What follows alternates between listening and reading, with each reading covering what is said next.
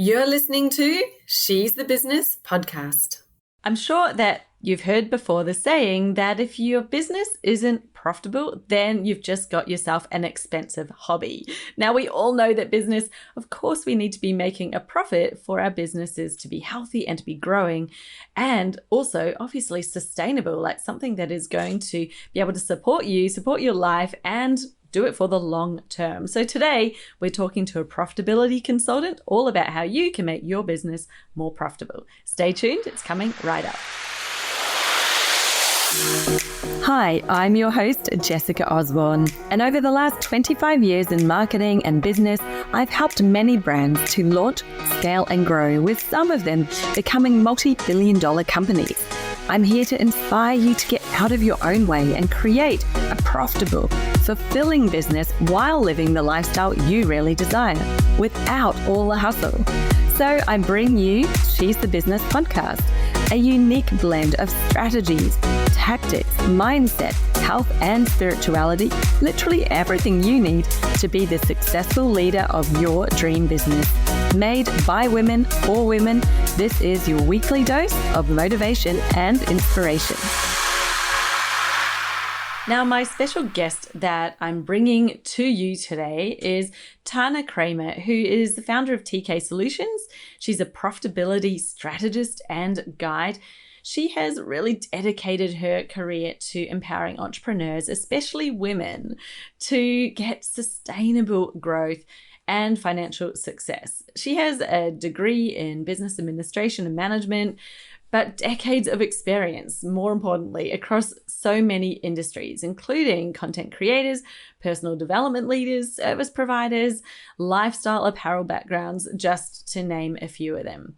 Now, Tana brings so much of her expertise, not only just in finance and running businesses, but also just in that approach to life. And really what drives her is that thought that you only live once and you should be having a business that's supporting you to live the life that you want to be living now. So her commitment is helping entrepreneurs align their business with their lifestyle goals, creating that foundation for both professional and personal success. Now, you're going to love this conversation because you would not guess that she's a finance background person. She's so personable, such an energetic, engaging person. And we have a really great chat about, how you can manage your business better, what to look for, how to uncover the profitability, some of the mistakes people make that are preventing them from being profitable. And she's got some great tips on how to make it all way more fun as well. So without further ado, let me play this interview for you. Okay, so I'm here with the lovely Tana Kramer. She's the Chief Everything Officer, I think you said, of TK Solutions. Welcome, Tana. So great to have you here on the podcast today. Yeah, thank you for having me. I joke around that I'm the Chief Everything, but it's because my technical title is fractional CFO. But a lot of times people are like, what is that? That's totally in the finance bucket. And so I actually usually lean into, when I'm talking to potential clients, a profitability consultant, because at the end of the day, all the titles do not matter to me. I am just interested in getting into it with business owners and figuring out how they can have a profitable and sustainable business, because we're only here this one time. And if you're in business, you're brave, but you might not have all the tools that you want. And so I just want to help get into your business and figure out how we can make sure that it's making you the money that you want so that you can live the life that you want. Love that. And yes, I think you and I are so aligned on so many things. Like, you get one life, right? This is it. There is no dress rehearsal. You don't get to come back and do it better next time. It's like, if you're not living it now, then what are we doing? What are we waiting for to actually start living the life that you want? And I love how, you shared with me that you've been able to create your business in the way that you can travel and in the RV and do the RV lifestyle, which I love. And, we had a quick chat before we pressed record because I did the same thing with my family a couple of years ago, and we'll definitely do it again. But before we get into that, do you want to talk a little bit more about the types of people that you help and, what does it really mean? A profitability consultant, that's great. What do you actually do when you come in to someone's business and help them? Give us a bit more of that. Well, I always start out with, where are they at? What's keeping them up at night? What are they freaking out, in the container of finance. So like, are they worried about cash flow? Are they worried about, are they making enough money? You know, I really dig into like, what are the things that are keeping you up at night? Because ultimately that's why they reached out. And so I want to make sure we're touching those first. And then I start to think about like, okay, so first of all, I'm like immediately pulling together a puzzle. So like they're telling me something and I'm like, okay, I'm like creating this whole picture of what I can see in their business. And then I ask them, where do they want to be? So first, like, what's stressing you out? And then where you're trying to go. And then we start to like pull together what are the different pieces to get you there. So if they're like, well, what I'd really love to do is X, Y, and Z, it's like, okay, cool. How much of that are you doing in your business right now? And what is preventing you from doing those things? And so again, we just really dial into, I'm starting to create a picture of how their business works and what they're looking for in their life. And then I usually am listening then for all of the things that I'm like, okay, so we might need to circle back to that. We might need to circle back to that. Because again, it's very customized approach. But at the end of the day, what's keeping you up at night? Where are you now? And then where are you trying to go? And then we're going to build all the bridges that we need to get you there. Yeah, amazing. Because I think, you know, one of the questions that might be on people's minds, so we started talking, you know, you mentioned CFO is kind of a title that you would have in the corporate space. And we instantly think of finance. And I guess a question people might have in their minds is, well, how does it differ from what their accountant might do? You know, they've maybe got someone who's an accountant doing their business finances. What's the difference between what they're doing and that role versus what you're doing? Because I can kind of feel energetically when you're talking, I'm like, that doesn't sound like a standard accountant who's like tasked with managing the finances of the business, but you're still in the financy space, but it feels different. So how would you describe that difference between your roles? Absolutely. It's funny. A friend of mine and I talk regularly about how like the finance bucket is a very big bucket, right? There's your financial advisor who's going to help you personally and business when you make money, tell you how you should invest it. There is your accountant who's just going to like or you're typically a tax preparer who's going to prepare your taxes. And my husband actually does that as well for people that we work with. So he is a tax preparer. And I always say, and I do everything else. So I have a team that helps with the bookkeeping because we need to start with the coding the transactions in a meaningful way so that when we look at your reports, they mean something to you, because nothing worse than getting these reports that you're like, I don't even look at those, right? And so I want to make sure that we're reporting that information in a meaningful way. And then, and usually that's things like, if you have several revenue streams, are they profitable by themselves? And if you have, say you have 20 courses, right, that you have, how many of those are actually making you money, and how many of them can you drop so that you can really focus on the ones that people really love? And maybe you have the others available, but you really are only promoting these two. And from those, everything else trickles down, right? But I want to make sure that your, profit and loss statement and some of the things that you would typically get, that is like the level of detail that's actually happening in your business is showing up on those reports. And so I'm typically working with a professional service provider, a coach, maybe somebody who's in wellness. I have a functional med clinic right now who is my favorite. We're like doing all sorts of fun things in there because she just didn't have what she was looking for out of her accounting resource. And so I'm like, let's get into it. So we're starting with, again, where are the holes in what she's looking for? And we're slowly building this like foundation for the ability to be like, okay, let's start to analyze and be able to look back and start to predict the future. And so that's what gets me excited. Yeah, I love it. And like there is so much gold in the numbers and in the data if you know how to look at it and interpret it. And do you often find that there are people doing things in their business just because they've always done them, or it kind of got added in at some point, and taking away time and energy and that profitability, where it's like, well, that's not actually creating much in terms of benefit for you, but you're doing it because maybe your clients asked you to in the past, or you think you're expected to, right? And like finding all those things that are really holding you back can be so beneficial. Absolutely. Like there's some basics, right? Like we all need to do it. We need to do a bank rec, but like beyond that, like there are some things like have to get done in order just to sort of see all the holes that are happening in a boat. But beyond that, it can be very custom. Like what you're actually looking at after that data is managed is it can be very, very different for every business. I have a client who Netflix, that's often like office supplies, or maybe it's owner draw. But in this particular case, this is actually a cost of goods sold. So it's like one expense can be 3 or 4 different things depending on what the business is. And so I take a very customized approach to be able to say, oh, I understand your business, and I understand what we would be able to convince the tax authorities about how that applies to your business. And so that way, it's just a very customized approach, because I think that if you are just having like QuickBooks do it, or, somebody who is going to be a little more cookie cutter, you're not going to get as much value out of that reporting, typically. Yes. Yeah, exactly. Oh, I love that so much. Now, tell us a bit about how did you get into this business? How long have you been running it for? Is this what you've always done, or, what's a bit of your background? Okay.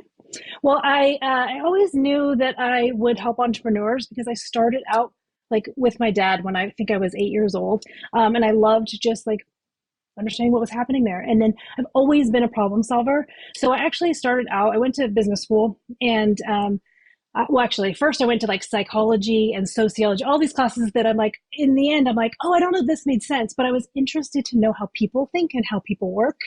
And then I applied that in the business context. So I worked for a bunch of different entrepreneurs over the course of time. And I realized as my kids were launching that I was like, I have been working so much. How do I have a little bit more say over the time and when to ramp up and when to ramp down? And so I was like, I'm going to start a business. And so I've actually been doing this business for myself, or I say for myself, really for my clients, but under this umbrella that is TK Solutions, for about 6 years. And so I've taken, all of the experience that I had at more medium-sized companies, and really bringing that to the smaller clients.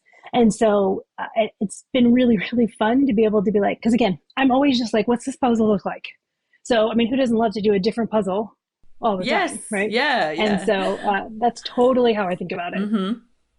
Oh, I love that. And when you started this business, so, 6 years ago, did you have the vision in mind that you would, embark on the RV lifestyle with your husband right then and there? Like, did you sort of bake that into your strategy, or was it something that you realized that you could do once you'd set up and started going? And how did you do it? Yeah, well, I would say that I always knew I wanted to be virtual.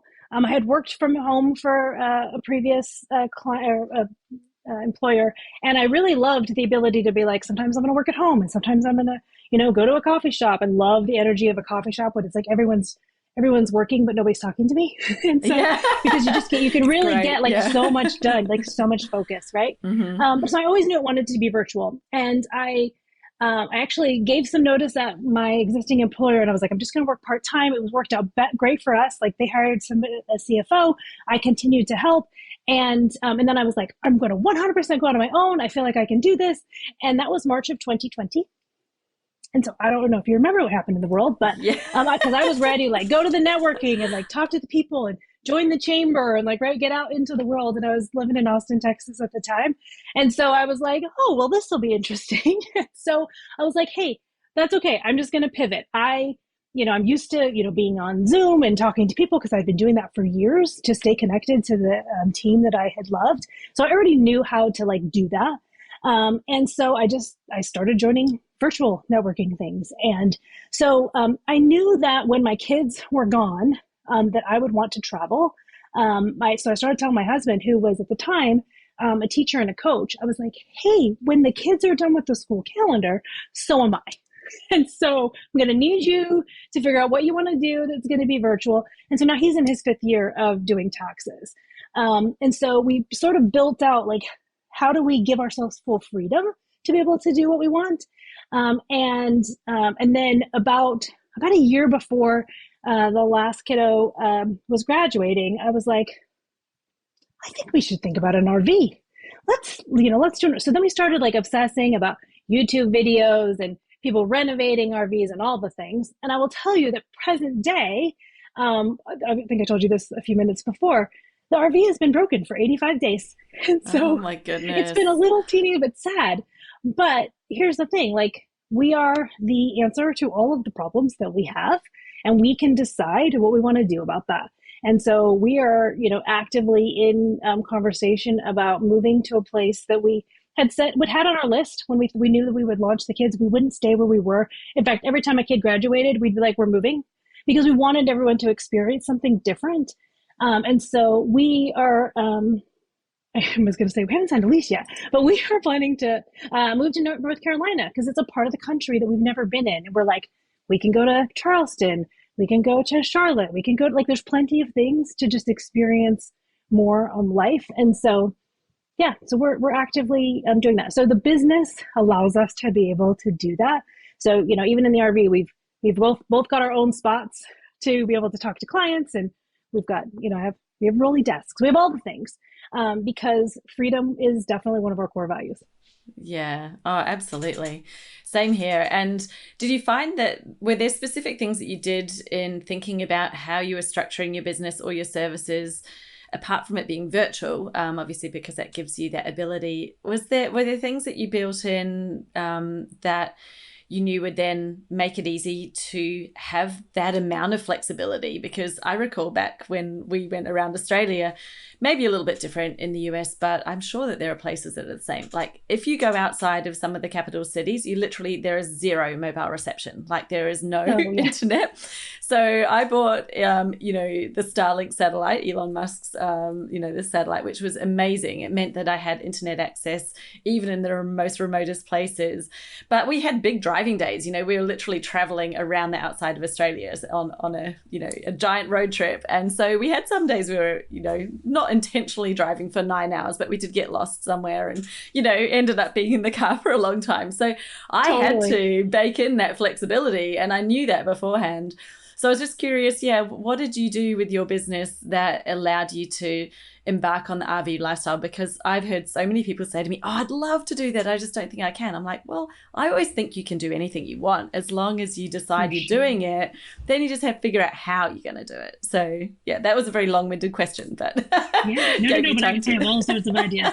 So I have a couple key things. First of all, I made sure that my ideal client and the people that I'm working with were not going to be freaked out that I was not like wearing a blazer and like a pantsuit, right? Like I had to first make sure that they were going to be able to be okay with whatever I was doing, and that there wasn't going to need to be any, trickery, I guess, to make that happen. Because at the end of the day, like in my world, there cannot be trickery. So I needed to make sure that people were okay. And I think that actually like COVID really, really helped that for me. But then the other things that I do is like, I have a pretty strict blocked calendar in that I have like days I talk to people and then days I do deep work. And so I have lots of routine meetings with clients and with team to make sure that we can have the touch points that we need.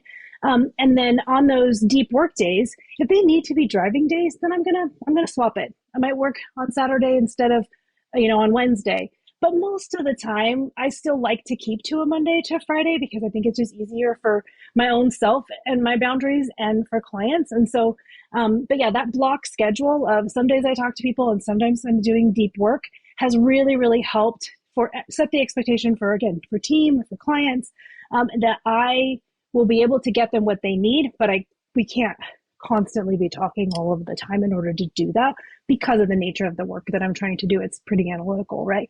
But I also love to talk to people. And so again, whether that be like connecting with business owners about things that they've got going on, or actually going over their data and starting to dream a little bit about what's possible. And then as far as like logistics, we definitely have, we've got a hotspot with AT&T. We have a hotspot with Verizon because my husband and I have opposite, providers on purpose so that we could always have. And then we bought Starlink because I never wanted team or clients to miss out on us because we were in a great place. So, and we typically would go about 3 weeks at a time. So we would go and we would try to get somewhere on a Saturday or Sunday so that we could be ready for the work week. And then, nights and weekends we could go play and we would be somewhere for a little while. So we get to be able to get into a routine. And so that was really helpful for us to be able to do both well. Yeah. Yeah, I love that. And, it's so smart when you think about it. And it's something you could do even no matter where you're working from, if you're even just working from home. But the fact that you have days that you're like, I'm doing my deep analytical work this day, and then I'm having the days where I'm talking to people, because there's such a shift in your brain space when you're doing that deep analytical work. And, I get right into things I'm developing. And then I'm like, oh, I haven't done any content for social media. I haven't done that. And it's like, it's so hard. Or I haven't eaten or went to the ladies' room because I was like deep in, right? Yeah, exactly. And it's like, it's actually really hard to just suddenly turn that on and then be in a place where you're going to have the energy and be creating something. And I think it's really smart to actually be like, well, this is the day I'm doing the talking stuff, because you can kind of prime yourself for it. You can really get into the vibe and the energy and be like, I'm having my talking day today. And then the other days where you're like, right, I'm now going in and I'm getting into the analytical, you can just get into that zone and stay in it. I think it's that constant switching between the two that can be so exhausting. It can create burnout for sure. Yeah. And, I love that you mentioned the very first thing was like, make sure you've got the right clients. I'm like, absolutely.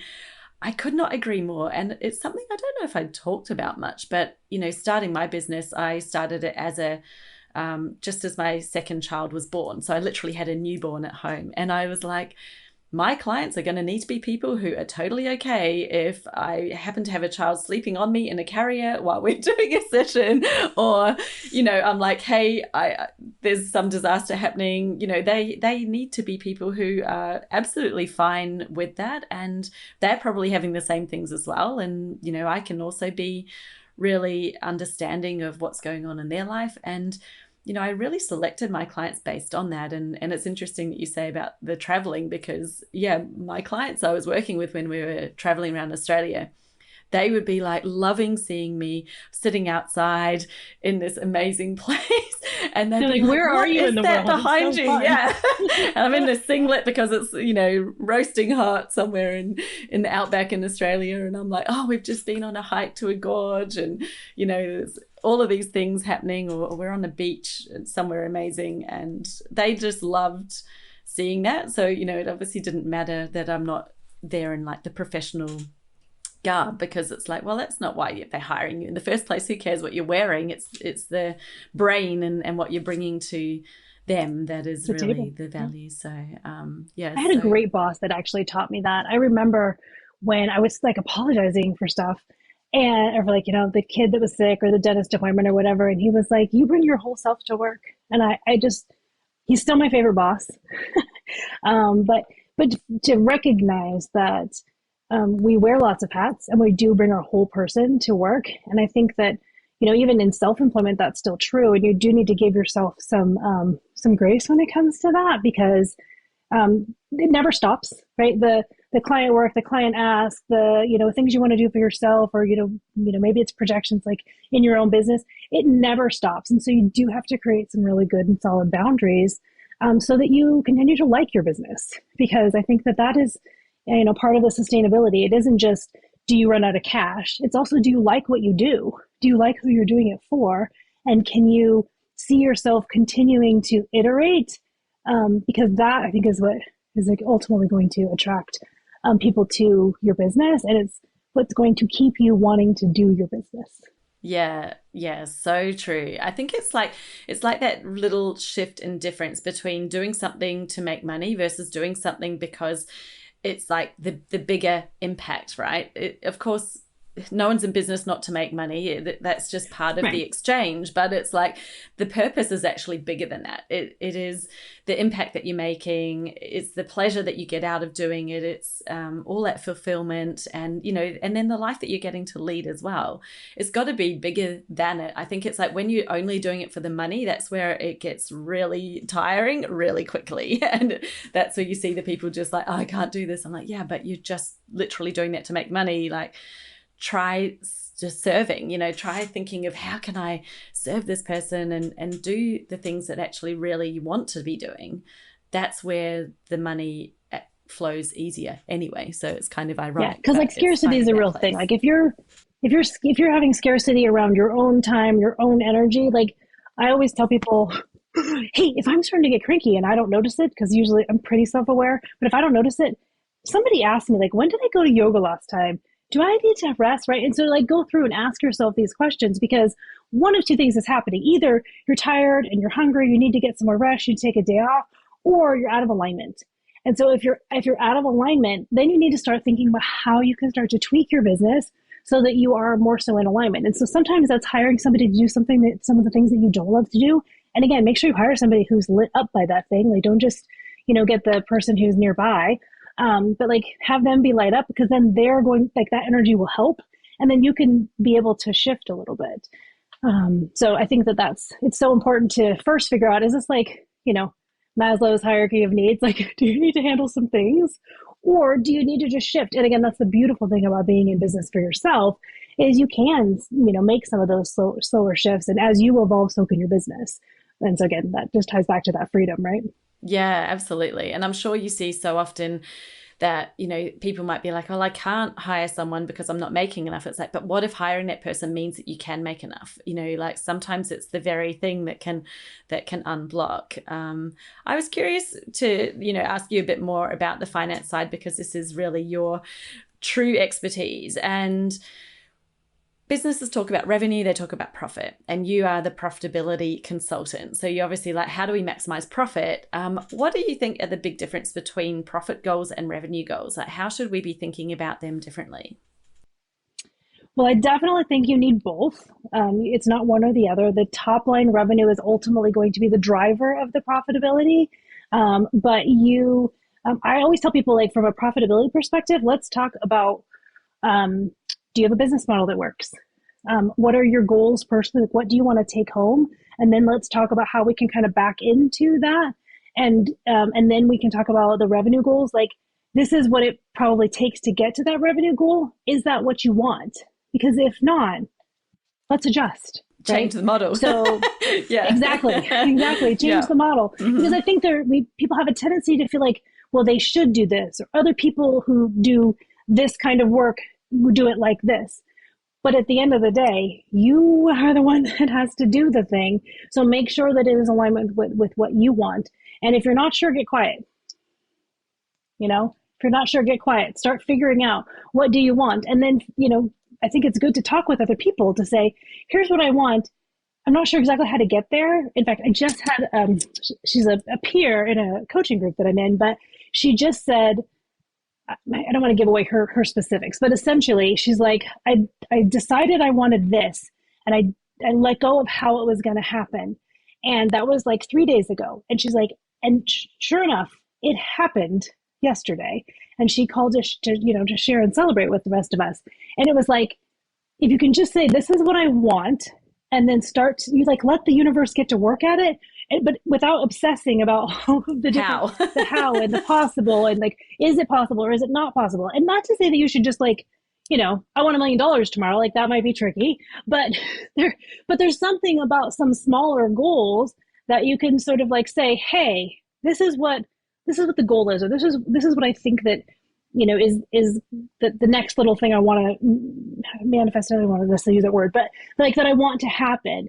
And so then you can start to just normalize how that can be possible over time. And before you know it, it appears, and you didn't like have to work for it, but you like called your shot. Yes. Yeah, I so agree. I love it when you see that happen. It's like, so often it's like we're trying to force things and trying to force the way, or you get stuck in the how, and it's like, the how, there can be so many ways to get there. We have to release. So many that you could not have seen coming, right? So many you could not have seen coming. Yeah. And how often is it just like, the person books random. The call, and that, it's like, it just comes out of nowhere, and you're like, what was that? It's like, well, maybe you just stopped trying to force it and it was allowed to come in. Yeah, love that.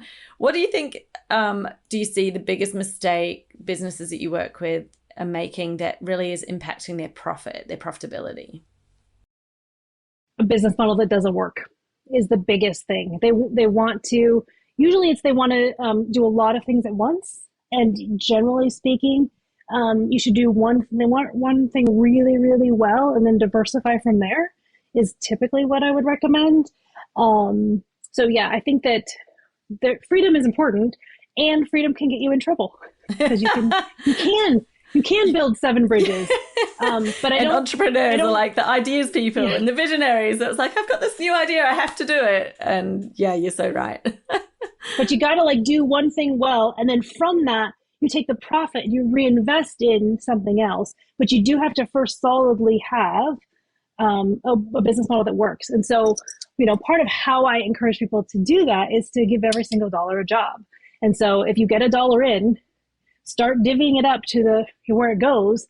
And then once it starts to accumulate in those different buckets, then you can start to, think, oh, well, maybe we could do this, because it's a lot of time a give and take. And so if you think about giving that dollar a job, if you want to do X with it, but it's in the Y bucket, then you have to take it out of the Y bucket to put it in the X bucket. Yes. So that's a decision point. Because again, you can't just make up more money. And I think that's true even for capital. Like if you get, a line of credit in your business, still give it a job. Don't act like it's free money, because it's not. You have to pay it back, right? So give every dollar a job, regardless of how it's coming to you. And then from there, you can decide, is this worth it, or is that worth it? Or when's the next time? Like when this bucket is this much, that's when I can do this next thing. Because it is strategic. You do have to be strategic about the money. That is so simple, but yet, one of the things that I think happens often is people double count in their minds. They're like, oh, I've got this much money in the bank, so I can do this. And then the next day, you're looking at something else and you think, yeah, I've got enough to do that. And you probably end up double counting. And I think that's where it gets into a place where actually we do need that, if you had them in the separate buckets, you would not be double counting what you have. That is such a cool tip. I really love that. I guess the question I have is, a lot of people want consistency, and especially if you've come from a job and you've had like consistent income that's like every month it's the same, and what's coming in, and it's easy to kind of make those plans. With a business, it does fluctuate. Business is a very, I don't know what the word is, everything's flowing and moving, and it's not always the same month to month. How do you, what sort of financial indicators are there that you're looking for to sort of show, hey, this is good and we're on the right track, versus like, whoa, here's a signal to focus in and make a change, or to make a decision differently? Do you have some things that you're looking for? Yeah. Yeah, I mean, I think it depends a little. Like if you have a launch model, then you might be looking at, a handful of launches over time. Are we trending up or down in, several different things? Like, again, number of people who are converting or people who purchased. If you're a professional service provider, I like to look at a handful of, months going up backwards and see, like, are we going like this or are we going like that with revenue and expenses? And so, just identifying some of the data points that are helpful. And then I also think it's really, really important to figure out, again, how much is in the owner pay bucket, how much is in the profit bucket, how much is in that savings bucket, because you can, if you have a really solid foundation, you can sort of navigate the ebbs and flows and the ups and downs a little bit easier if you're not just looking at your bank account balance and freaking out. So if this is the amount that I have in my owner bucket that I'm going to take home no matter what, and again, we'll set that according to what's happening in your business, right? And we might need to make some decisions about what we are not doing or what we're going to do, 3 months from now. But to create a little bit of stability first so that you can weather these, I think can be really regulating to your nervous system. And then it makes you feel a little less crazy when things are, not going according to plan. And also then when things are great, you're not like, let's take it all. Because then you're not going to give yourself that room for the rest of that wave, which is going to come, because that is life, right? Mm-hmm, mm-hmm. Yeah. And I'm hearing that it's probably a really good idea to get used to what those seasons are for your business. Like, even if you're a professional services firm, you're like, is it trending up? Is it trending down? It may be on the whole trending up, but you could have a month where it goes down. But this would be where you want to be looking at it at a bigger level, higher level picture, so that you're not going, there's, we've gone down this month and freak out. It's like, well, Okay, but the overall trend is up. So, is there a reason why Like it's gone July is always low for everybody unless you're in a vacation deal, right? Everyone goes on vacation. Nobody answers their phone. Nobody's scheduling any meetings, and you're like, where did everything go? And then come September, everybody's back like crazy, and you're like, oh right, here they all are. And then come November and December, they're gone again.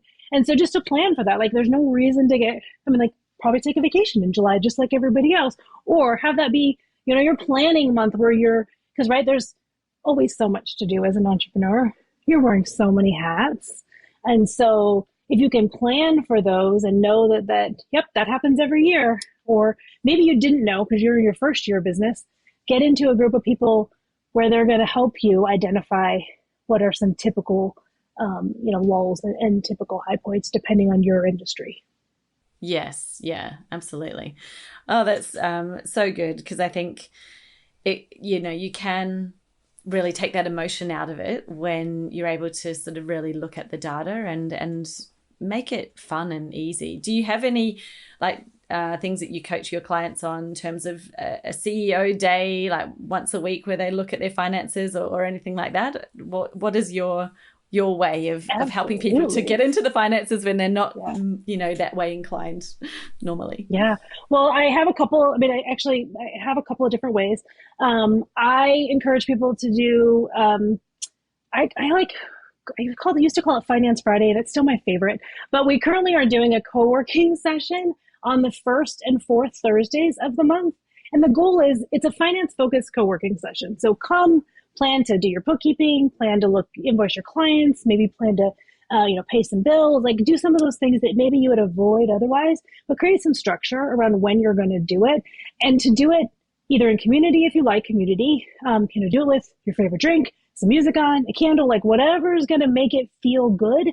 Because if it feels good and you can cross things off the list, you're going to want to do it again. So that structure looks different for everybody, but find the way that's going to support you to do that and then do the thing.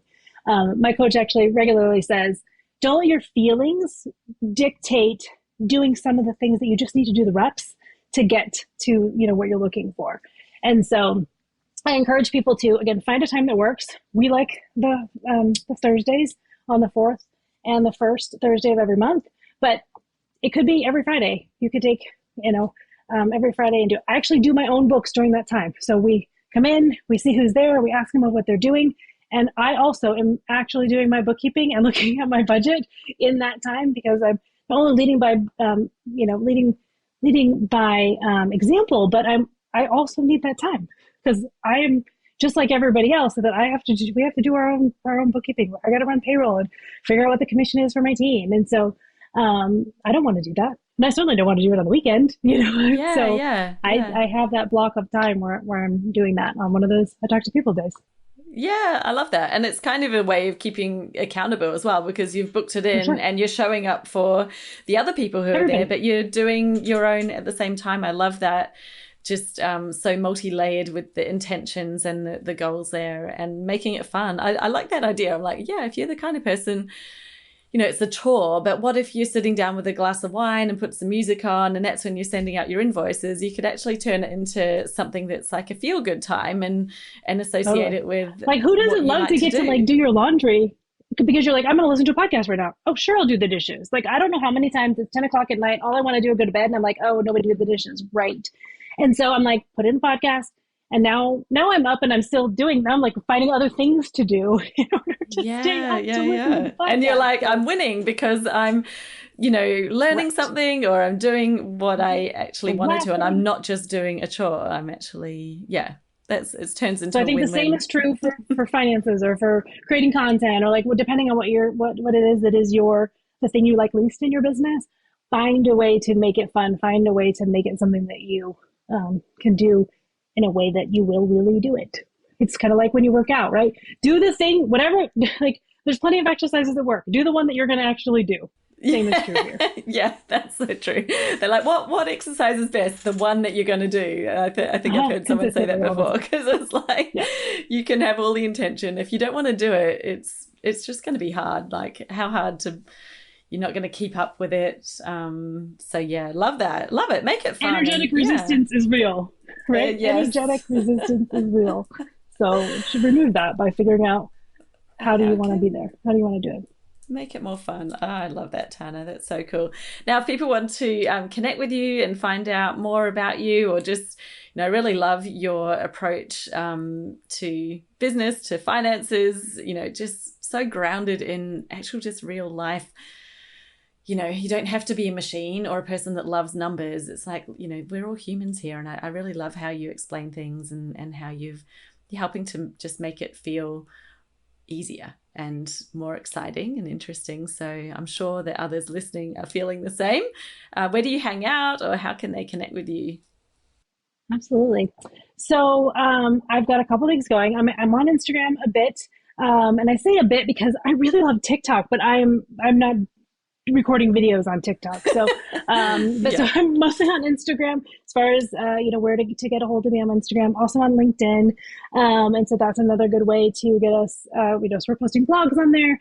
You're welcome to reach out, and look at my website, which is my first and last name.com. So TanaKramer.com, so we can make that nice and easy.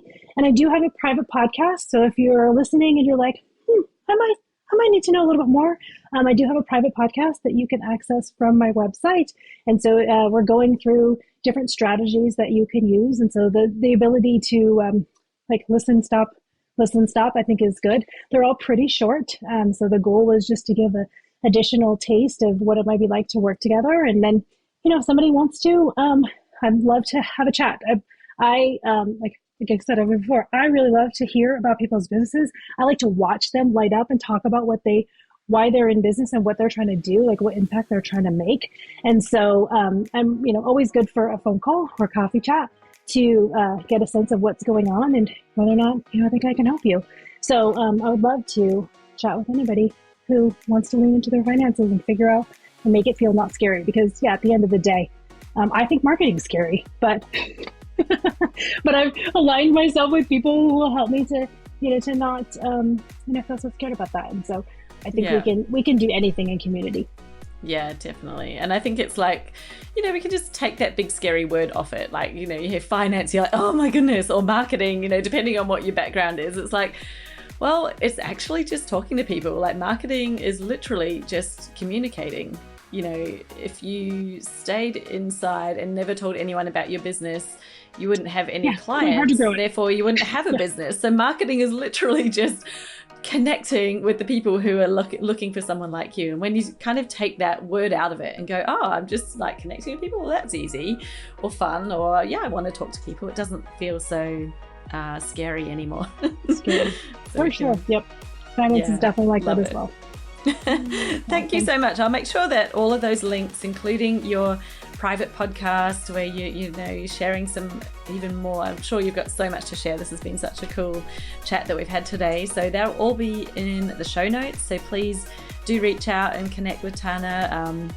If you've loved today's episode or there's something you've taken away from it, I'd love it if you jump onto Instagram and share, maybe a screenshot of you listening to the episode and what was your takeaway from it. Tag both of us so that we know, because we love to hear about it. Yeah, but that'd be great. Love to hear client wins for sure. Yes, always. Absolutely. So thank you so much for joining me today, Tana, and we will talk again soon. Absolutely. Thanks for having me. I appreciate it.